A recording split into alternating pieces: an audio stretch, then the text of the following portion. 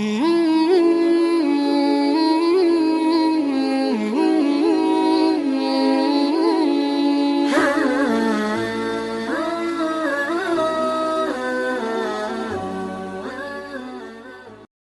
kurang khusyuk dalam sholat berjamaah sebagai makmum, karena saya tahu imam yang memimpin sholat kami seorang perokok berat, dan saya yakin hukum merokok menurut ulama besar dunia haram.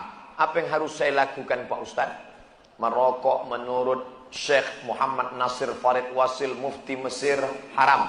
Merokok menurut Syekh Abdul Aziz Ibnu Baz Mufti Saudi Arabia haram. Merokok menurut Muhammadiyah haram. Merokok menurut Majelis Ulama Indonesia haram bagi ibu hamil, ibu menyusui, orang tua, anak-anak, orang sakit haram. Adapun bagi orang yang tidak masuk kategori ini maka makruh. Ustaz condong kemana? Saya tak merokok, saya condong kepada haram. Nah, jadi kalau bapak ini berkeyakinan rokok itu haram, maka dia tak mau berimam kepada imam, dia anggap imam itu fasik. Apa hukumnya berimam kepada imam yang fasik? Mazhab Maliki, mazhab Syafi'i, mazhab Hambali boleh berimam kepada fasik. Yang tak membolehkan berimam kepada fasik mazhab Hambali. Begitu dalam kitab Al-Fiqhul Islami wa Adillatuh. Ustaz pribadi, andai ada imam itu perokok, apakah Ustaz tetap sholat di belakangnya? Saya sholat aja di belakangnya. Masalah sholat saya sah, saya dapat pahala jamaah. Masalah dosa dia merokok, itu urusan dia. Tak nyaman saya Pak Ustaz. Asal saya angkat takbiratul ihram, nampak saya dia menghembus. Cari masjid lain. Banyak masjid serak-serak di Batam ni. Bukan tak ada masjid lain. Kan macam zaman dulu, sekampung satu masjid. Masjid sana, masjid sana. Ustaz, bagaimana cara menghadapi istri yang baper? Apa baper? Hah? Bawa perasaan. Awak orang zaman dulu jadi cuma sikit-sikit tersinggung, terus nangis. Apalagi saya ini orangnya agak cuek. Mohon bimbingannya Pak Ustadz. Perempuan itu makhluk yang lemah, walaupun dia kuat. Oleh sebab itu Nabi SAW berpesan, khairukum khairukum li ahli. Siapa yang paling baik di antara kalian ini? Yang paling baik kepada istrinya. Maka lemah lembut. Dia tak ingin kau belikan gelang emas yang besar. Dia tak ingin kau bawa liburan ke Bali. Dia hanya ingin kau usap kepalanya. Dia ingin hanya kau ucapkan. Dia tak ditangkapnya kata-kata, kalimatnya, substansinya. Yang ditangkapnya adalah ucapan yang keluar dari mulutmu. Maka Nabi tak pernah memanggil nama Aisyah. Apa kata Nabi? Ya Humaira, wahai engkau yang putih kemerahan kalau kena cahaya matahari. Kenapa tak dipanggilnya nama?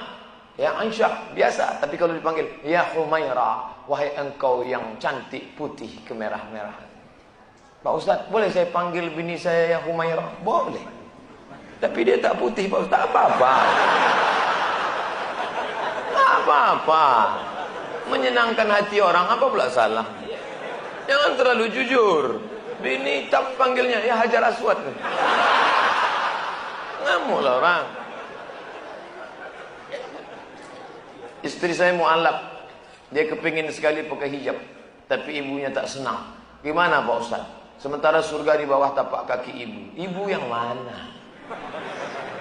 Ibu yang taat kepada Allah, ibu yang taat kepada Rasul. Tapi kalau dia tidak taat pada Allah dan Rasul, la ta'ata li makhluqin, tidak ada ketaatan kepada makhluk kalau menyebabkan maksiat kepada Khalik. Kalau kau masuk Islam, aku tidak akan makan, kata emaknya, mengancam sahabat Nabi.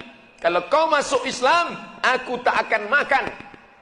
Hari pertama dia tak makan, hari kedua dia tak makan, hari ketiga badannya lemas. Apa kata sahabat? Ya ummi, oh emakku, in kanat laki mi'atu nafsan, andai kau punya 100 nyawa, keluar nyawamu satu persatu, aku tak akan meninggalkan agama ini. Ucap juga mak ya. Jangankan 1 nyawamu mak, 100 nyawamu, keluar nyawamu satu persatu, aku tetap tak akan meninggalkan agama ini. Akhirnya hari ketiga tuh makan mak. mop-mopan aja tuh. Saya sudah 1 tahun menikah, tapi belum diberi amanah keturunan. Amalan apa yang harus saya lakukan Pak Ustadz agar saya bisa cepat diberi amanah keturunan Allah Subhanahu wa taala? Rabbi habli minas salihin. Doa siapa? Ibrahim alaihissalam. Berapa lama dia berdoa baru lahir Ismail? Nabi Ibrahim berumur 86 tahun baru lahir Ismail. Sulitkah bagi Allah membuat perempuan hamil? Innama amruhu idza arada syai'an ayyaqula lahu kun fayakun. Lalu kenapa Allah tunda? Allah hanya ingin melihat kau meneteskan air mata bermunajat di tengah malam. Ya Allah, husnuzon kepada Allah Subhanahu wa taala. Andai kau beri ya Allah, mudah-mudahan dia soleh. Andai tidak ya Allah, kau selamatkan aku dari anak nurhaka. Tak ada yang lebih hebat daripada ridha kepada Allah. Tapi tetap usaha. Banyak-banyak minum madu, kata kawan. Minum. Makan kurma mengkal. Makan. Buat jus toge. Buat. Untuk menguatkan. Apa saja kan, selama halal. Tapi kalau kata dia minum kamput, jangan. Bagaimana sikap kita menghadapi teman yang taklid buta terhadap suatu tokoh yang sudah jelas-jelas melenceng dari sudut pandang Islam. Bahkan dia selalu menyudutkan ulama lain yang mengkritik tokoh pujaannya. Dalam kitab Al-Luma' karya Imam At-Tusi, Saraj At-Tusi, kitab tasawuf ditahqiq oleh Syekh Dr. Abdul Halim Mahmud. Ayo kita ke rumah wali Allah, kata si Syekh. Diajaknya murid-muridnya, ayo kita ke tempat wali Allah. Ayo. Ramailah murid-muridnya mau menengok wali Allah. Wali Allah tadi duduk dalam masjid. Inilah dia wali Allah yang mau kita tengok. Lalu si wali Allah tadi meludah dalam masjid. Maka saat itu juga Syekh mengatakan, ayo kita tegak, kita tinggalkan dia. Dia bukan wali Allah, dia wali setan. Kenapa begitu Syekh? Karena dia meludah dalam masjid bertentangan dengan syariat.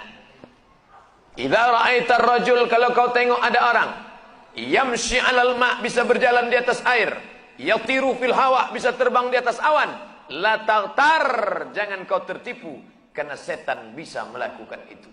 Tapi pandanglah bagaimana istiqomahnya. Jangan terpukau karena dianggap wali Allah. Jangan terpukau karena dia adalah profesor, doktor, insinyur, kiai, haji, buya.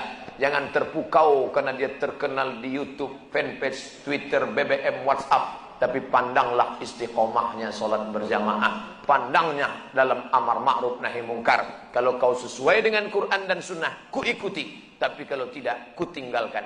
Ada rule of the game. Ada aturan. Jangan taklid fanatik buta. Apa hukumnya bagi orang yang suka suuzon sama orang di akhirat kelak?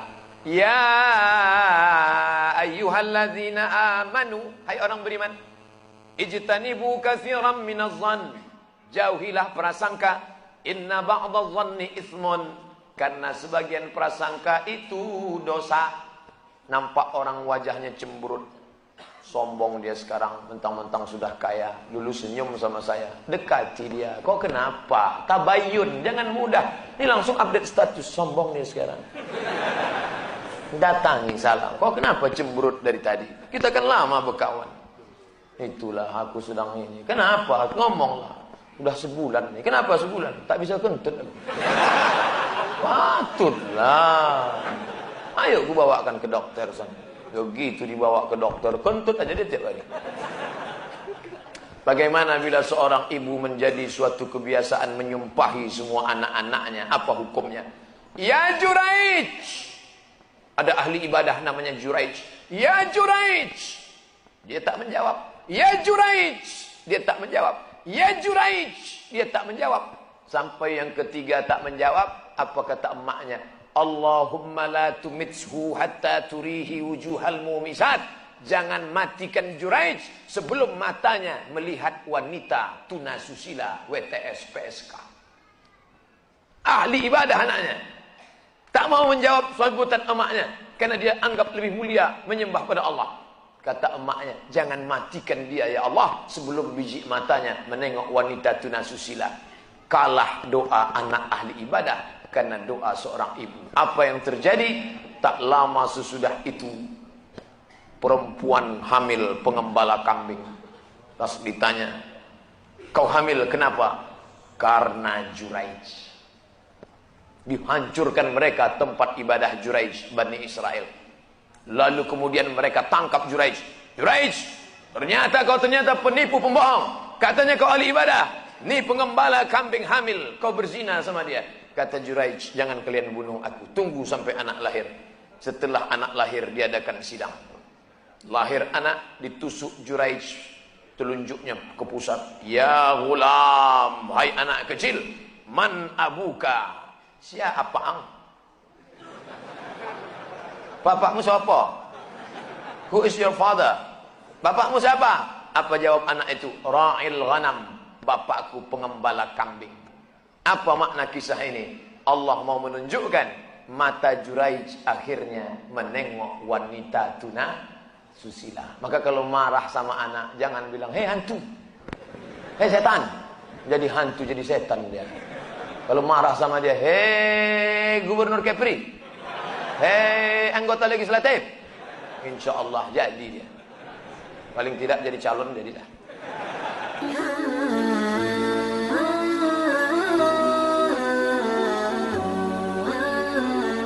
Hmm.